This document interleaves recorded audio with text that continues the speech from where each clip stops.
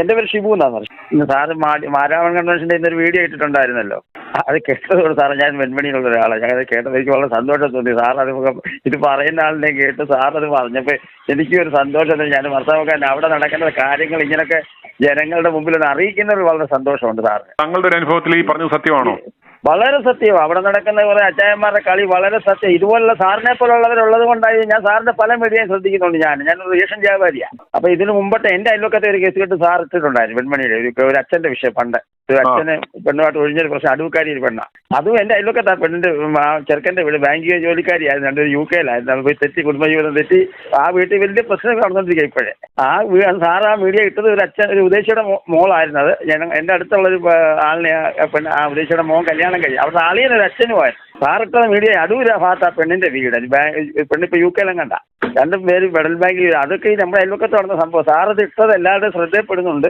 എല്ലാവരും സാറിനോട് സാറിന്റെ വീഡിയോ നോക്കുന്നുണ്ടെന്നാണ് ഞാൻ പറയാൻ കാര്യം. സാറിനോട് പറഞ്ഞത് സാറേ ഇത് ഭയങ്കര തട്ടിപ്പയന്മാരെല്ലാം നടത്തുന്ന വല്ല 56 പിരിവുകളും ഞാനും ഭർത്താവക്കാരനായിട്ട് പറയാം. എല്ലാം പിരികി കാശൊക്കെ സാറ് പറഞ്ഞിട്ട് പിച്ചക്കാരെ സഹായിക്കാൻ അവിടെ ധർമ്മഗിരി മന്ദിരം ഉണ്ടാക്കി വെച്ചേക്കുന്നത്.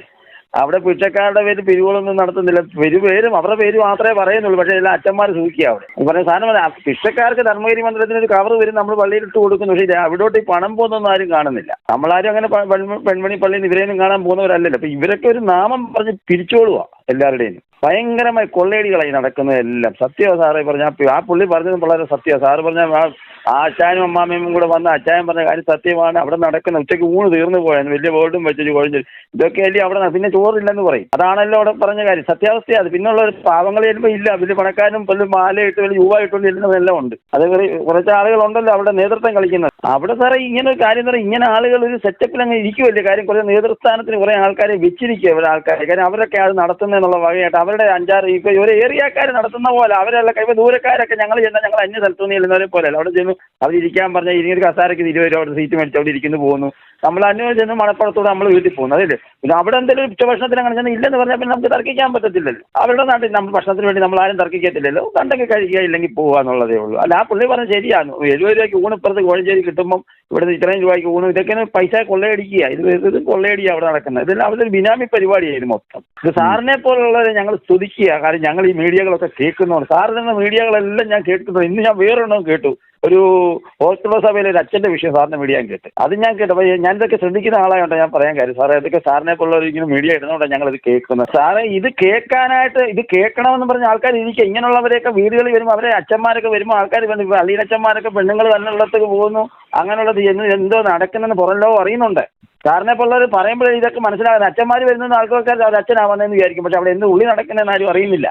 ആണുങ്ങളില്ലാത്ത വീടുകളിലൊക്കെ എവിടെമാര് പെണ്ണുങ്ങൾ ഇപ്പൊ ഇതിന്റെ പുറകെ നടക്കുന്നവരുണ്ടെന്ന് ചില പെണ്ണുങ്ങളെ അതിന് സമ്മതിക്കുന്നുമില്ല. ഇതെല്ലാം തെറ്റുന്നതെല്ലാം പുറം ലോകം അറിയുന്നത് സാറിനെ പോലെ ഈ മീഡിയ ഇടുന്നത് കൊണ്ടാണ്. വെളിച്ചേരിയിലെ വിഷയം ഞാൻ ഇന്ന് കേട്ടത് കൊണ്ടാണ് ഞാനത് പറഞ്ഞു. ഞാൻ മാരാമൺ കൺവെൻഷൻ ഞായറാഴ്ച വന്നിരുന്ന ആളാണ് തുടക്കത്തില്. മാരാമൺ കൺവെൻഷൻ ഒന്ന് ഈ രാഷ്ട്രീയം പറയേണ്ട എന്തെങ്കിലും ആവശ്യമുണ്ട് ഇദ്ദേഹത്തിന്? ഇത് VD സതീശൻ പറയേണ്ട സാധനമാണല്ലേ ഇയാൾ കയറി പറയുന്നത്. ഇയാൾക്ക് ആവശ്യം എന്താ? ഈ ട്രംപ് പറഞ്ഞത് തെറ്റാട്ടോ. ഈ ട്രംപിന്റെ കാര്യം വലിയ തിരുമേനി അന്ന് പറഞ്ഞത് തെറ്റായിപ്പോയി. ഞാനന്ന് കേട്ടു. അമേരിക്കയിൽ നിന്ന് ആൾക്കാരെ കുടിയേറി പാർക്കുന്നവരെ അനുകൃതമായി കയറിയവരെ വിട്ടെങ്കിൽ നമ്മുടെ രാജ്യത്തിൽ ഇത് പറയേണ്ട കാര്യം. ആ കൺവെൻഷൻ വേദിയിൽ അത് പറഞ്ഞു.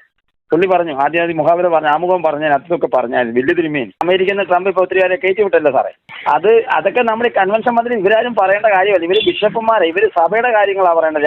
മറ്റു രാജ്യത്തു നിന്ന് ആൾക്കാരെ കയറ്റി വിടുന്ന കാര്യങ്ങളൊക്കെ പറഞ്ഞ് ഇത് എല്ലാവർക്കും ഒന്നും പിടിക്കത്തില്ല. രാജ്യദ്രോഹ കുറ്റം ചെയ്യാൻ ചെന്നവനെ കയറ്റി വിടേണ്ട. സാറിന്റെ വീട്ടിലോട്ട് ഒരാൾ അനുകൃതമായി കയറി വന്നാൽ അവിടുന്ന് പിടിച്ചിറക്കി വിടണ്ടായി. സാറിന്റെ പെർമിഷനോട് കയറി വന്നാൽ ഞങ്ങൾക്ക് ഗേറ്റ് തുറന്നു തന്നെ, അല്ലാതെ ഞങ്ങൾ ഗേറ്റ് ചാടി വരുവാന്നുള്ള സാധനം. ഇപ്പൊ ആ മാരാമൺ കൺവെൻഷൻ വേദിയിൽ ഒരുത്തൻ മുണ്ടും മടക്കി കുത്തി വന്ന് വേറൊരുത്തൻ ഒരു സമുദായം വന്ന് അവിടെ കയറി വന്ന ഇവർ കൈകാര്യം ചെയ്യുമോ? തീർച്ചയായും കൈകാര്യം ചെയ്യും. അവനെ ആ മണലിൽ ഉരുട്ടത്തില്ല, അവന്റെ വായി മണ്ണും വാരി എടുത്ത് വിടത്തില്ലേ? വേറെ തരത്തിലല്ല. ഈ സഭയിലുള്ള രക്തം വെള്ളം അടിച്ചാൽ കയറി വെള്ളം ഉണ്ടാക്കി ഉടനെ പോലീസ് എടുത്ത് അല്ലെങ്കിൽ ആൾക്കാരെടുത്ത് അവനെ എടുത്ത് വെളിക്കളയും. അവിടെ അതല്ല ഇവരെല്ലാം ഈ ട്രംപ് കാണിച്ച നല്ല കാര്യമാണ്. പുള്ളിക്കാരൻ അങ്ങനെ എന്തിനായി ചെയ്തേന്നായി ചോദിക്കുന്നത്. മാർത്തോമാ സഭയുടെ MLA അംഗങ്ങൾക്ക് എത്ര പേർക്ക് ബാറുണ്ട്? ശരിയാ, ഉണ്ട്. കുവൈറ്റ് അച്ചാവിന് പോലും ഇവിടെ 2 ബാറുണ്ട്. കേരളത്തിൽ ഏറ്റവും കൂടുതൽ മാംസവ്യാപാരവും മദ്യവ്യാപാരവും നടക്കുന്ന അദ്ദേഹത്തിന്റെ എറണാകുളത്തെ ഹോട്ടലിലാണ്. അതെ. ഏറ്റവും വലിയ ഈ മയക്കുമരുന്ന് ഇടപാടുകളും അങ്ങനെയുള്ളതിന്റെ സ്ഥാപനം നടന്നതാ. ഇതിനെ കുറിച്ച് എത്ര പേർക്ക് ആശങ്കപ്പെടാത്തത് എന്ത്?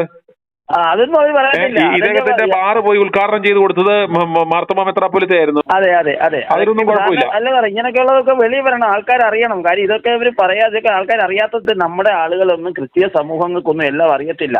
ചുമ്മാതെ ആൾക്കാർ പോകുന്നു വരുന്നു എന്നുള്ളതല്ലാതെ എന്തുവാണ് മതപരിവേഷണം എന്തുവാണെന്ന് ആൾക്കാർക്ക് അറിയത്തില്ല, പ്രസംഗം എന്തുവാണെന്ന് അറിയത്തില്ല. ചുമ്മാതെ വീട്ടിൽ നിന്ന് പോകുന്നു, കൺവെൻഷൻ മന്ത്രെല്ലാം കലർന്ന് നടക്കുന്നു, ചെടിയും ആപ്പിളും ഓറഞ്ചും മേടിച്ച് ഇങ്ങനെ ഈത്തപ്പഴം മേടിച്ച് തിന്നോട്ട് പോകുന്നു എന്നുള്ളതേ ഉള്ളൂ. അല്ലെ വചനം കേൾക്കാനൊന്നും അല്ല പോകുന്നത്.